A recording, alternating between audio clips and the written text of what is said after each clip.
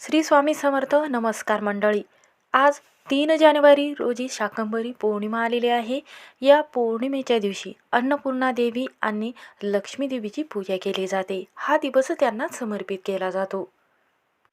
3 जानेवारीला शाकंभरी देवीचे नवरात्र पूर्ण होऊन उद्यापनाचा हा दिवस असतो. अर्थात पौष पौर्णिमा असते. तथा शाकंभरी पौर्णिमा या निमित्ताने आपल्या घरामध्ये पूजा करण्यासाठी आणि घरामध्ये सकारात्मक ऊर्जा वाढवण्यासाठी आणि विश्वकल्याण व्हावे म्हणून या दिवशी काही मंत्राचा जप केला जातो. त्याचबरोबर कोणती सेवा करावी, काय करावे, काय करू नये आणि माता लक्ष्मीला कोणती वस्तू अर्पण करायची आहे, कोणता नैवेद्य अर्पण करायचा आहे, चंद्राखाली आपल्याला ही वस्तू आवर्जून ठेवायची आहे.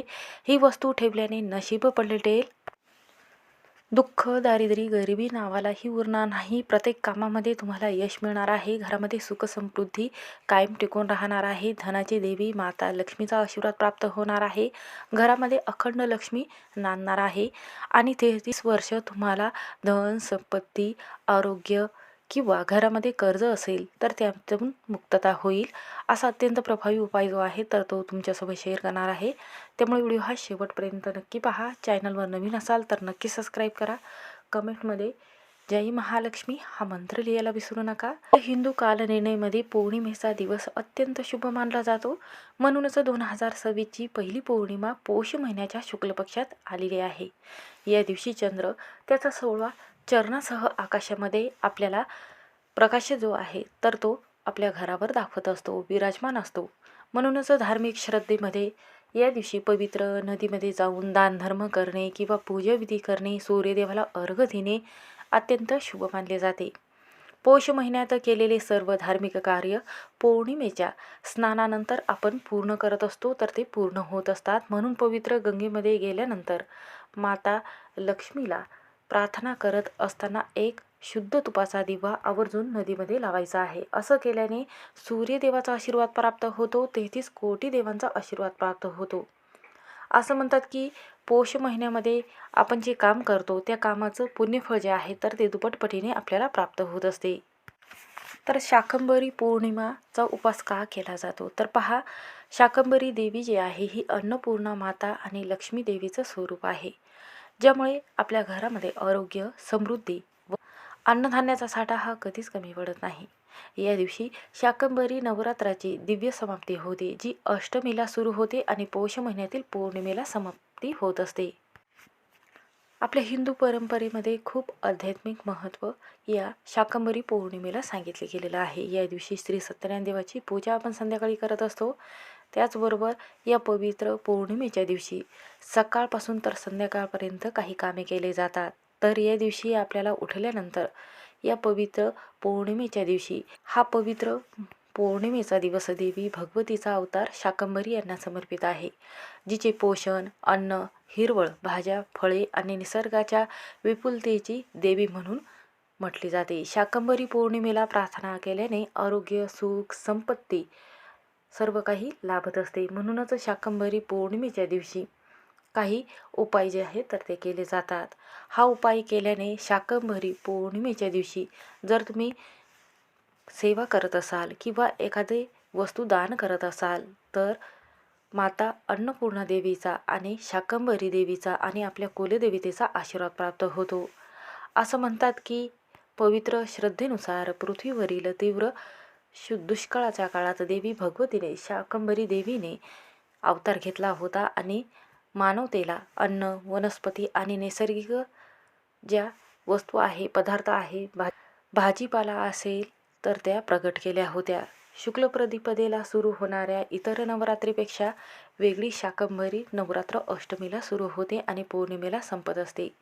तर ते साधारणपणे 8 दिवसाचे असते. जरी काही वर्षामध्ये तिथीमध्ये काही फरक तुम्हाला जाणवला असेल तरीही 7 किंवा 9 दिवस मोठ्या थाटामध्ये साजरा केला जातो. तर शाकंभरी पौर्णिमाचं महत्त्व काय आहे तर पहा, असं म्हणतात की ही पूजा केल्याने भक्तांना समृद्धी आणि चांगले आरोग्य लाभत असते. भूक व संकट टंचाईपासून संरक्षण होत असते. आध्यात्मिक आणि देवी शक्ती जी आहे तर ती आपल्याला लाभत असते. मातृदेवेवरील श्रद्धा आणि भक्ती बळकट करावी म्हणून या दिवशी लोक प्रार्थना करत असतात. शुद्ध भक्तीने देवी अन्नपूर्णा देवीची पूजा करत असतात. कारण देवी शाकंभरी प्रेम, संरक्षण, प्रजनन क्षमता, पोषण आणि निसर्गाची करुणा सांगत असते, दर्शवत असते. म्हणूनच तिला अन्नधान्याची देवी म्हणून ओळखली जाते. तर शाकंभरी देवी जी आहे ही बनशंकरी म्हणून ओळखली जाते. ही शैवदेवता म्हणून ओळखली जाते. जिचे मूळ नाव शाकंभरी आहे. बदामी येथे तिचे मंदिर आहे. ही अष्टभुजा असून तिच्या 8ही हातामध्ये आयुधे आहेत. ती सिंहावर बसलेली आहे. हिच्या पायाखाली 2 हत्ती आहेत. देवीच्या प्रमुख मूर्तीच्या डाव्या बाजूस बाहुल्याप्रमाणे 4 मूर्ती आहेत. म्हणून दर शुक्रवारी या देवीची पालखी निघत असते. म्हणून या दिवशी कोणती सेवा करायची आहे, काय करायचं आहे, काय करू नये याची माहिती पाहूयात. तर या दिवशी सकाळी उठल्यानंतर आपल्याला काय करायचं आहे, अन्नपूर्णा देवी असेल किंवा कुलदेवी असेल तर आपल्याला काय करायचं आहे, अभिषेक करायचा आहे. अभिषेक केल्यानंतर मूर्तीला स्वच्छ पुसून घ्यायचं आहे. त्यानंतर चौरंगावर ठेवायचं आहे. वर एक लाल रंगाचं वस्त्र ठेवायचं आहे. त्यावर माता अन्नपूर्णा देवीची किंवा आपल्या कुलदेवीची मूर्ती ठेवायची आहे. कारण ही नवीन वर्षाची सुरुवात ज्या पौर्णिमेने होते ती पौर्णिमा पौष पौर्णिमा. या पौर्णिमेला शाकंभरी पौर्णिमा असं सुद्धा म्हणत असतात. या दिवशी आपल्या कुलदेवतेची पूजा केली जाते. कारण आपल्या कुलाचं रक्षण जे आहे तर कुलदेवी करत असते. म्हणूनच आपल्या पतीची व मुलाचे कोणत्याही कामामध्ये यश मिळत असते आणि घरामध्ये सुख समृद्धी येत असते. म्हणून देवी भगवतेनुसार पृथ्वीवर एकदा भीषण दुष्काळ पडला होता. सर्व जीव जे आहेत ते अन्नाविना व्याकुळ झाले होते. म्हणूनच देवीने अवतार घेतला होता आणि आपल्या शरीरातून विविध प्रकारच्या पालेभाज्या उत्पन्न केल्या होत्या आणि सृष्टीचे पालन त्यांनी केले होते. म्हणूनच या दिवशी माता अन्नपूर्णा देवीला म्हणजेच शाकंभरी देवीला आपल्याला ज्या भाज्या आहेत तर त्याचा नैवेद्य तयार करून, जी भाजी आहे तर त्या भाजीचा नैवेद्य तयार करून दाखवायचा आहे. पहा, कुटुंबाची कुलदेवता ही आपली तुळजापूरची आई आहे. बरेच जणांची देवी वेगवेगळी आहे. या देवीला 60 प्रकारच्या भाज्याचा आणि उपलब्ध असलेल्या पालेभाज्याचा नैवेद्य दाखवण्याची प्रथा आहे. या दिवशी संध्याकाळी श्री सत्यनारायणाची पूजा करण्याला खूप महत्त्व दिले जाते. यामुळे घरामध्ये सुख, संपत्ती, ऐश्वर्य व कर्जमुक्त होत असते आणि वर्षाच्या सुरुवातीला सुखसमृद्धी मिळावी म्हणून अनेकांच्या घरामध्ये श्री सत्यनारायणाची कथा वाचली जाते किंवा विष्णू सहस्त्रनाम पठण केलं जाते. या दिवशी शुद्ध तुपाचा दिवा लावून त्यामध्ये थोडीशी वेलची, 1 वेलची टाकायची आहे आणि थोडंसं आपल्याला काय करायचं आहे, यामध्ये केशर टाकायचं आहे आणि 1 कवडी टाकायची आहे.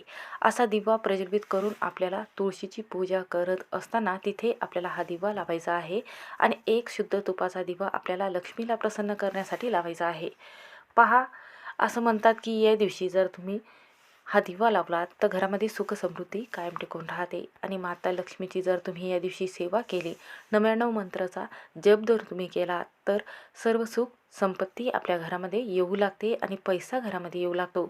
एवढा पैसा घरामध्ये येतो की तुम्हाला सांभाळता येणार नाही, एवढा पैसा घरामध्ये येतो. म्हणूनच या दिवशी माता लक्ष्मीची सेवा आवर्जून करायची आहे. कारण असं म्हणतात की या दिवशी जर तुम्ही शाकंभरी देवीची मनोभावे पूजा केली आणि हा मंत्र जर तुम्ही म्हणत असाल तर सर्व कार्य जे आहे तर ते सफल होत असतात. म्हणून या दिवशी 99 मंत्र जो आहे तर तो म्हणायचा आहे. तर मंत्र असा आहे, ओम ह्रीं क्लीं चामुंडाय विच्चे.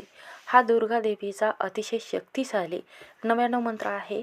जो सरस्वती ए, लक्ष्मी ही आणि काली क्ली तिन्ही देवतासाठी हा जो मंत्र आहे अत्यंत प्रभावी मंत्र म्हटला जातो. तर असं म्हणतात की या दिवशी जर हा मंत्र जर तुम्ही एकाग्र होऊन जर म्हटला, देवीची जिथे पूजा केलेली आहे तर तिथे तुम्ही हा जर 108 वेळा हा मंत्र जर म्हटला तर आपला आत्मविश्वास वाढत असतो. एक शक्ती जी आहे तर ती आपल्याला प्रदान होत असते. त्याचबरोबर शत्रूचा नाश होतो आणि पूर्णतः कोणत्याही कामामध्ये तुम्हाला यश प्राप्त होत असते.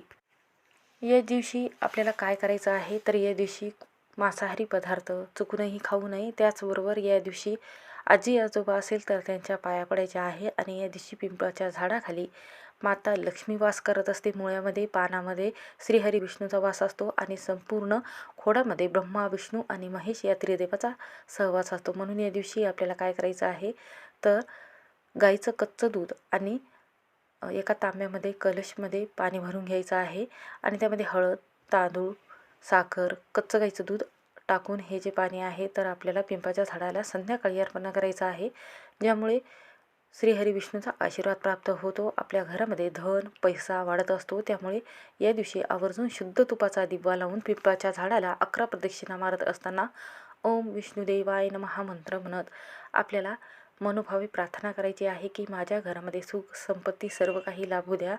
24 तासामध्ये घरामध्ये धन, ऐश्वर्य, संपत्ती वाढू द्या आणि कोणत्याही कामामध्ये मला यश मिळू द्या. घराची, पतीची, मुलाची प्रगती होऊ द्या व माझ्या जीवनामध्ये ज्या अडचणी आहेत तर त्या कमी होऊ द्या, असं प्रार्थना तुम्हाला पिंपळाच्या झाडाखाली बोलून श्रीहरी विष्णूला सांगायचे आहेत. म्हणून असं केल्याने सर्व कामात तुम्हाला यश मिळेल. श्री स्वामी